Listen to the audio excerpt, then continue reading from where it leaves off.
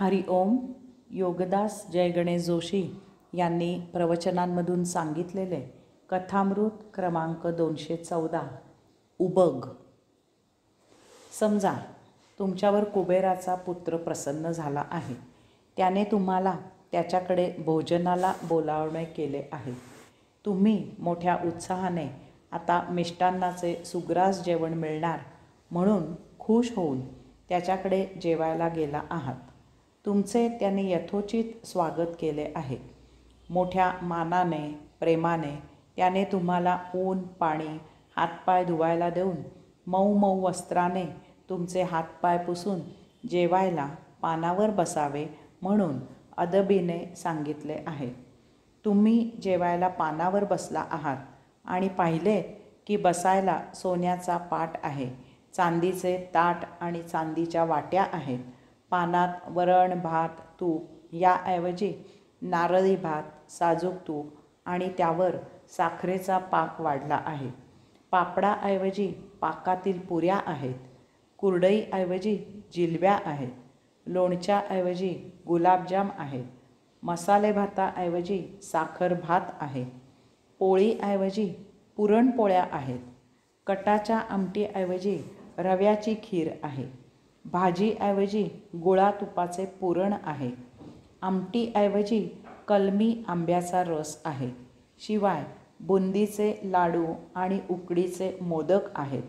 ताकभाताऐवजी केळं घालून गोड शिरा आणि त्यावर गवल्याची खीर आहे. पाण्याऐवजी उसाचा रस आहे.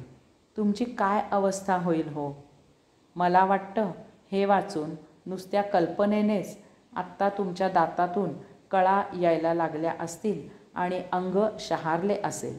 हे जर असे तुम्हाला एक दिवस नव्हे, एक महिना नव्हे, काही वर्षे जेवायचे आहे असे समजले तर तुम्ही तेथून तात्काळ पळून जाल. राजा पुरुरव्याचे हे असेच झाले. त्याने यज्ञ याग दानधर्म करून भरपूर अगदी अमाप पुण्य मिळवले. त्याचे फलित म्हणून त्याला स्वर्ग प्राप्त झाला. स्वर्गात त्याच्या कानी सतत गंधर्व किन्नरांचे संगीत ऐकायला येत होते. दिमतीला अप्रतिम अतिसुंदर लावण्यवती 16-17 वर्षांच्या राहणाऱ्या चीर तरुण अप्सरा मेनकी, उर्वशी, रंभा सेवा करत होत्या. त्या सतत पदन्यास टाकत नाचत असायचा. प्यायला अमृत होते. ऐश आराम होता. ह्या सर्वांचा राजा पुरुरव्याला उबग आला. तो धावतच देवेंद्राकडे गेला आणि त्याला म्हणाला की मला यातून कसेही करून मोकळे करा आणि माझी रवानगी पुन्हा मृत्यूलोकी करा. माझ्यावर दया करा. लवकरात लवकर ह्याची अंमलबजावणी करा. त्वरा करा. नरक यातना आणि स्वर्गसौख्य ही दोन्हीही सारखीच विष आणि क्लेशदायक आहेत. मृत्यूलोक हाच सर्वोत्तम आहे. येथे प्रभूने जसे ठेवले आहे त्यात आनंदाने राहावे. सायुज्य मुक्ती प्राप्त करून त्या प्रभूची सेवा करत प्रभुलीलेचा कैवल्यानंद घ्यावा. कथामृत 215 पूजा विधीतील भाव. भगवान श्री रामकृष्ण परमहंस ह्यांचे नाव गदाधर होते. त्यांना लहानपणापासूनच भौतिक पोटभरू शिक्षणात मुळीच रस नव्हता. राजकुमार या त्यांच्या थोरल्या बंधूंनी गदाधरांना आपल्या समवेत दक्षिणेश्वरी कालीमातेची पूजा करायला बोलावून घेतले. परंतु दुर्दैवाने अचानक राजकुमारांचे अकाली निधन झाले.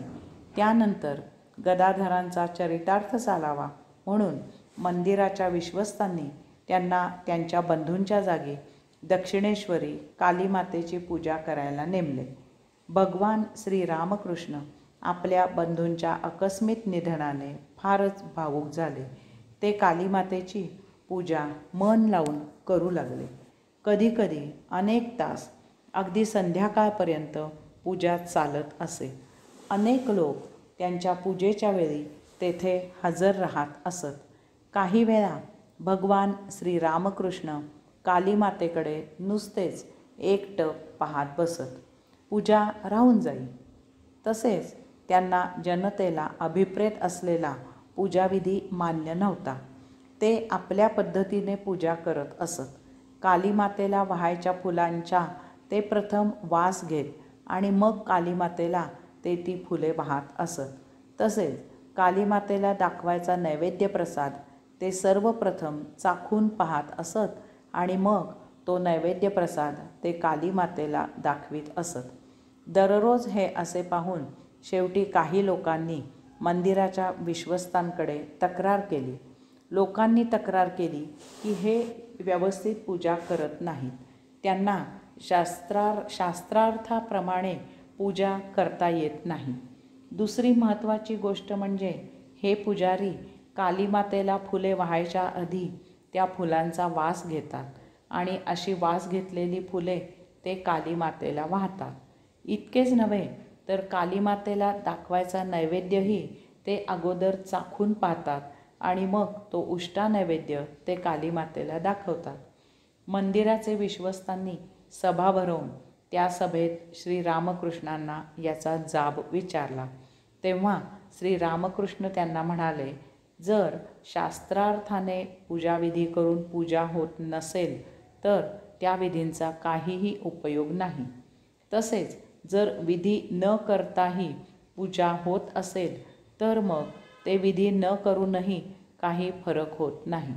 दुसरे म्हणजे कालीमातेला वाहायची फुले सुवासिक आहेत की नाही हे मला त्यांचा वास घेतल्यावरच समजते.